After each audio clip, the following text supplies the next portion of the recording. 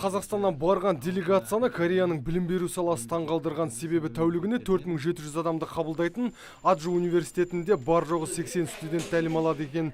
Ал мекеме бірнеше мамандандырылған орталық және ғылыми зерттеу институтымен қамтылған, жалпы 42 бөлімшесі бар оқу орны науқастарды тікұшақпен қабылдай алады. Бізге көңілімізге қонғаны бұл жаңағы инсультпен ауыратын аурулардың инсульттан кейін қайтыс болатын аурулардың саны 20%-ке түсуі, бұл өте жоғары көрсеткіш.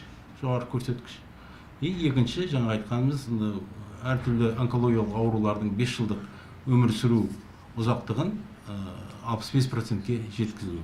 Медицинаның дамуына жергілікті халықта өз үлесін қосып жатыр екен атап айтар болсақ, әрбір кореялық қандай да бір аурудың алғашқы белгілерін байқаса, бірден ауруханаға келіп ем қабылдауға дағдыланған.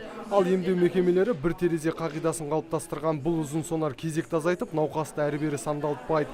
Сондай-ақ Қазақстанға жуырда енгізілген электронды жүйе ол жақта әлдеқашан қолданысқа енгізілген дейді делегация мүшелері. Бізде Корея мемлекетінде барғанда үлкен назарымызға түсті. Ол жердегі құндылық, науқастың құндылығын, науқастың адамның құндылығын өте жоғары деңгейде бағалайды екен.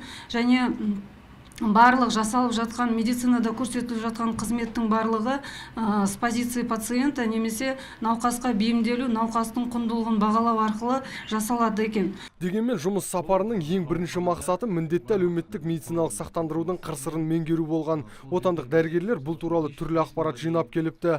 Сол елдің жіберген кем-кетігін жіпке тізіп, қорытынды шығарған ақ халаттылар міндетті сақтандыруға қорықпай қадам жасай беруге болады деп отыр. Олардың 50 жылда алған тәжірибесін біз қазір қабылдап отырмыз. Қалай өткен қабылдап отырмыз. Сондықтан мен ойлаймын, біздің елге бұл бағдарламаны жүзеге асыру аса қиындыққа түспейді деп ойлаймын. Өйткені біздер тәжірибе жинақтадық. Ол кісілердің өткен кейбір кемшіліктері болмаса басым бағыттары бар.